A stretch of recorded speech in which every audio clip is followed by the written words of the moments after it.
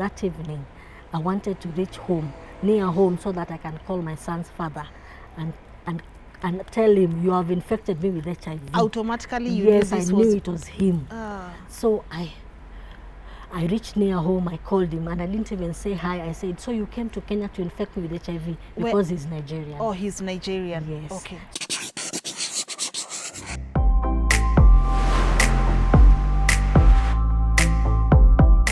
Hello, welcome to Tuko Talks. My name is Lynn Ngugi.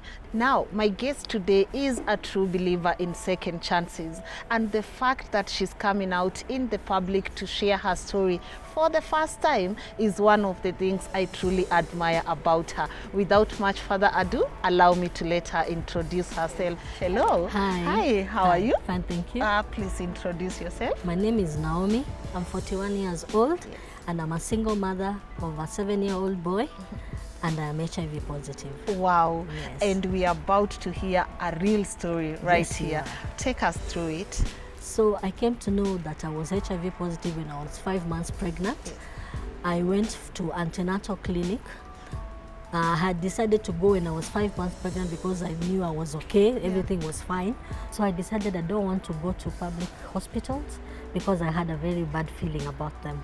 So I went to a private clinic.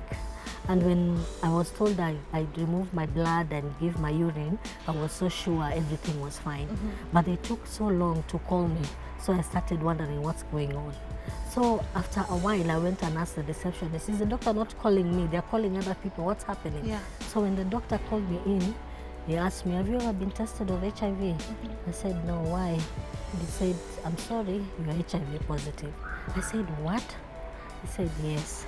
That evening, I wanted to reach home, near home, so that I can call my son's father and tell him, you have infected me with HIV. Automatically you yes, knew this I knew it was him. So I reached near home, I called him, and I didn't even say hi. I said, so you came to Kenya to infect me with HIV? Because he's Nigerian. Oh, he's Nigerian. Yes. Okay. He said, what? I said, yes, you came to Kenya to infect me with HIV. And he was like, no, I'm not positive. And he said, how? Then how am I positive? And he said, now it's 8 p.m. I can't go and get tested, but tomorrow morning I will go and get tested. Okay. He will go himself.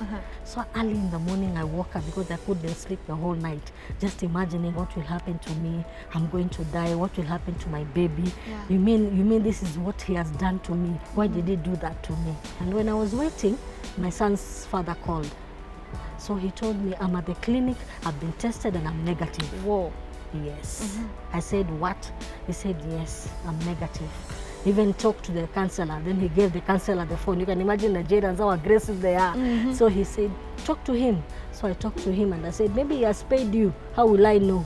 Maybe he has paid you to say he's not positive, just to say it. So until we are together, I'm not going to believe that he's not positive.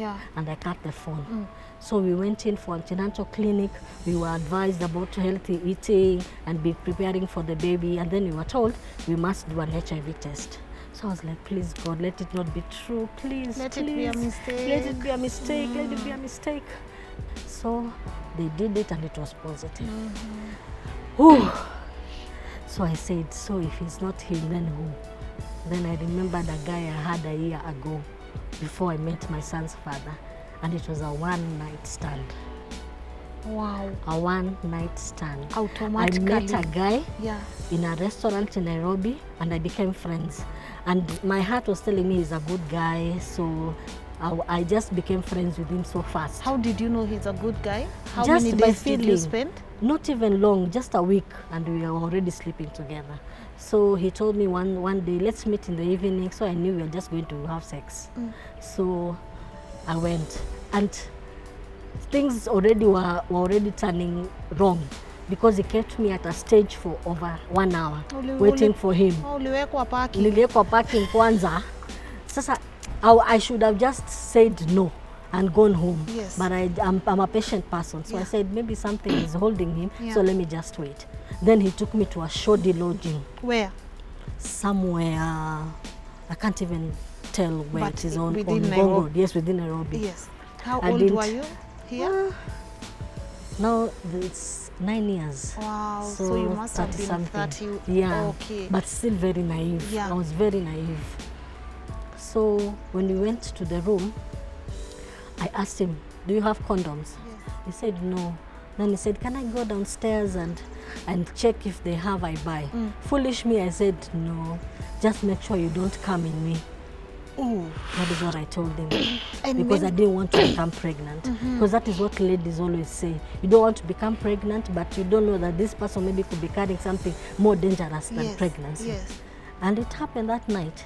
So in the morning, he gave me 1,000 shillings and we parted ways. But I was sure we'll meet again. Okay. Because I thought this is something that is growing. Yeah. So after that, when I was heading home, because it's a long stretch towards town, Yeah. something in me was telling me something is wrong. I was very uneasy. So I thought maybe he came in me. So maybe I could get pregnant. So I passed through a chemist. I took morning after. Yes. And in fact, I took it right there, Yeah. the morning dose and the evening one. And after that, I was okay. Okay. But if I had So known you were much worried about being pregnancy, pregnant. yes. Okay. But if I had known that if I wasn't sure about the person I had slept with, even if it wasn't rape, I should have gone to a government hospital and they would have given me medicine and I wouldn't have gotten HIV. I didn't know that. So I just took the morning after and said, well, that's it. So after now, I talked to my son's father and he said he's not the one. Yeah. I knew it was him. So I called him. I called him the first time, he didn't pick. Then I called him again. Then he picked. Then I said, this is now, because we hadn't talked for a while. Yes. After that first encounter, he became evasive. Every Because time I maybe wanted, he just wanted, gotten whatever he had come looking for. Yeah, I don't know if he was infected by somebody Yeah. here, so he was angry and he wanted to spread it or what it was. So when I told him I went to the hospital and I was tested and it became positive, he kept quiet. Then I said, I want me and you to go and get tested tomorrow. And he said, okay. So what time do we meet? So we agreed on the timing and I said, bye. Yes. So the whole day I just knew this is him, it is him. Because before that I was safe. Yeah. And I had tested 2 years before and I hadn't had a relationship before. So I knew it was him. But what made me know it was him completely, it was the following day. I called him, he didn't pick. Oh. I called him, he didn't pick. I SMS'd, he didn't reply. So I kept on SMSing. So I didn't go to town. I said, I'm not going to town because he's not picking. Yeah. Maybe he's just decided he's not coming. Yeah. So I knew definitely it was him. And that was it. And that was it. Wow. Now, here you are, HIV positive. Your husband is HIV negative. You're pregnant. How now do you go explaining to your husband, I was positive when I started sleeping with you, and here we are pregnant, and I don't even know what status my baby is? So I just explained to him. I just told him, no, you're negative. So now he's in Mombasa and I'm in Nairobi, remember? Yeah. He hadn't married me. Yeah. We were just friends also. He was just a boyfriend. So I told him, then the result has come out positive. It has been confirmed. I'm positive. So he said, it's okay. Then what will we do? You just follow instructions and make sure that you're okay. Was he not upset? He wasn't. He wasn't. He was very understanding.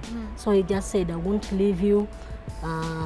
I'll take care of you. So don't worry. I'm just praying my things go well because his things weren't going well yet. Yeah. His businesses. Yeah. So he said we will be fine. Okay. Yeah. Wow. And then you gave birth to your baby So I gave boy. birth to my baby boy, and he was negative. He was tested when he was 6 weeks. Yes. Then tested again when he was 9 months, Yeah. and tested again when he was a year and a half. Wow. And he was negative, and is negative until today. Yeah. And my son's father is still negative. And you guys, you are still together. No, we are not. You are not. I was vouching for you guys. I was vouching. No, I think he just got scared or something. He didn't want to get married, so Yeah. I let him go. Okay. But he still supports his son, Yeah. and we talk. Yeah. He visits. So, yeah. And if that's he's it. watching, what would you like to tell him? If he's watching, I would like to tell him that I would like to have a relationship with him, get married and have more kids. Because I'm sure they're going to be negative. I want to have more kids. Yeah. So if he's willing and serious, Yeah. we can go on. But if he's not, I'm believing God for a husband. Amen. Yes, I am. Amen. Amen. Now, Naomi, Yes. take me through, explaining this whole situation to your extended family. How was the reception like? So I called them in a meeting I had first told my You sister. called a meeting. Yes, I called a meeting. I called my aunties, my mom. Yes. Yes, my dad used to live in Mombasa, but Yeah. he's now passed. Yes. But he Sorry. also knew. He also Sorry. came to know about my status. I told everybody. Yes. And I wanted to share so that they don't hear it in the public, because I knew I would share my story in the public. And I wanted them to hear it from me. And the surprising thing that has shocked me was that they are educated and they had so many questions to ask. And I knew I'm in the right track, because they were asking, how is the baby negative? How is the father negative? How is it that he wasn't infected? And in a layman's language, how would you explain that? Because we didn't have a very long sexual relationship, the possibility of him getting infected was very low. Women get more infected very fast than men. Yeah. Okay. So we didn't have a very long relationship, because I told you he wasn't stable financially, so we couldn't stay together. So I moved to Nairobi immediately. So we didn't have a sexual relationship for a long time. Okay. Yeah, that is the reason. All right. Yeah. And breaking the news to your son. I haven't told him yet. He's still young. He's 7 years. So I'm going to do it later on, Yes. when he has grown a bit older to Yeah. understand. Okay. And now even they're being taught in school, so it won't be very hard. Yeah, and it's a beautiful thing Yeah, that it HIV is. is being taught in Yes, schools, you know, yes. so that everyone is much aware and Yes. conscious about it. Because the perception used to be like, if someone is HIV positive, then they must be very slender, Yes. and their lips Their must lips, start they peeling. become skeleton, Yeah. and then they become very sick. There used to be this picture of this old man who was Dosi, Yes. and he was very fat. Yeah. And then he goes and becomes thinner and thinner and thin until he becomes a skeleton, and then you see a coffin. Yeah. Then it tells you HIV kills. Yes. So that is the picture we had. Yeah. But now things have changed. Yeah. Things have changed completely. Like right now, I'm 2 years old. 2 years now, my viral load is suppressed. It is undetectable. Yeah. That means that I cannot transmit HIV to anybody else, Wow. because of taking medication well, Yeah. avoiding stress, Yeah. eating healthy, and exercising. Though I'm ex- not very good at exercising. But you're But trying. I'm trying. You are trying. I'm trying, Okay, yes. now when it comes, let me take you back to that one night when you slept with a man in a lodging and your life changed forever. If you were to go back, Naomi, what would you change about that? I think I would be more careful. I wouldn't take somebody's trust. I wouldn't trust somebody at the face value, Yes. because there are people out there who are not good. Yeah. The world we're living in now has changed. People are going through so many things, and it's affecting them in different ways, and people are doing things differently. So I wouldn't have slept with him without condom. Yeah. Yeah, Do I you- would have been more persistent to tell him to go for condoms, or I should have carried them myself, because I knew when you go to sleep with somebody, you know it's going to happen. Yeah. So it's better to be safe. You carry the condoms yourself than to be sorry. Would you advise women to be carrying condoms? Yes, I would. Yeah. Yes, I would. Okay. I carry them myself. You do? Yes. So in your purse right now, there's a condom. Yes, and that mentality of condoms Yes. being an issue in our culture should change, because if you don't want to abstain as a young girl, and you want to have sex, Yeah. then use condoms, and use them correctly Yeah. and consistently. According to you, what's wrong with the "don't come inside me" notion? I think we are more fearful of pregnancy than HIV. We have this mentality that I don't want to get pregnant. I don't want to get pregnant. So you think that somebody will be sensitive enough not to come in you so that you don't get pregnant, and yet you have to prevent yourself from so many things other than that.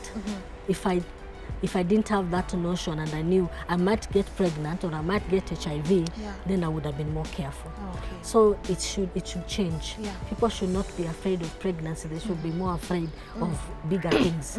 Sexually transmitted diseases, Yeah. HIV. Yeah. You should be more afraid of that Yeah. than being afraid of getting pregnant. Oh, okay. Yes.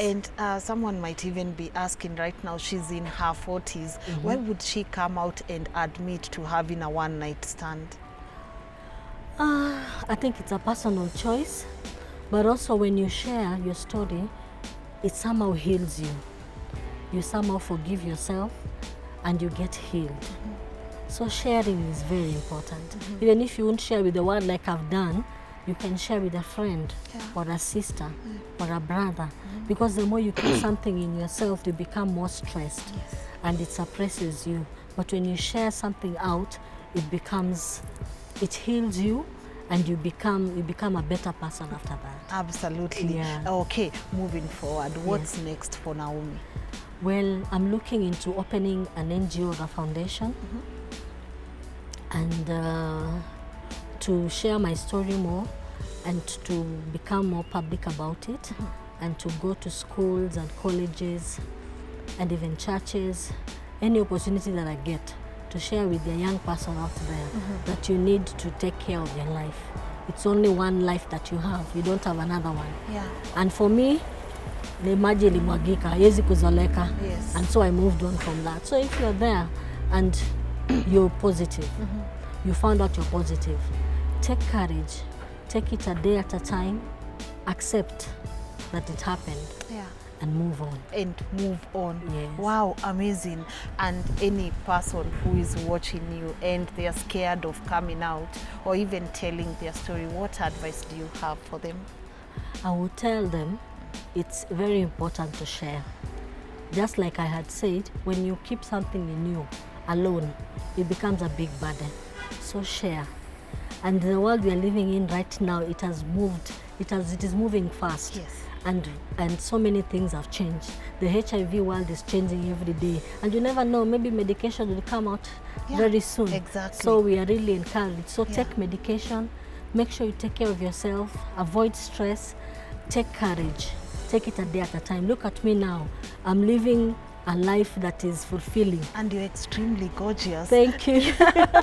So there's nothing to fear. You're not going to die tomorrow. You're going to live for long. You're going to see your children's children. Just follow the doctor's instruction and make sure that you take care of yourself. Okay. There is this initiative that is going on all over globally, the 90-90-90. We want to make sure that 90% of the population by 2020 is tested of HIV. Go and get tested. If you haven't tested, go and get tested. And make sure you know your status. When you know your status, then take care of yourself so that you don't get infected. Secondly, the next 90 is for 90% of the people living with HIV to be put on ARVs. And that is what they're working on now. And the last 90 is for 90% of the people who are using ARVs to be undetectable viral load.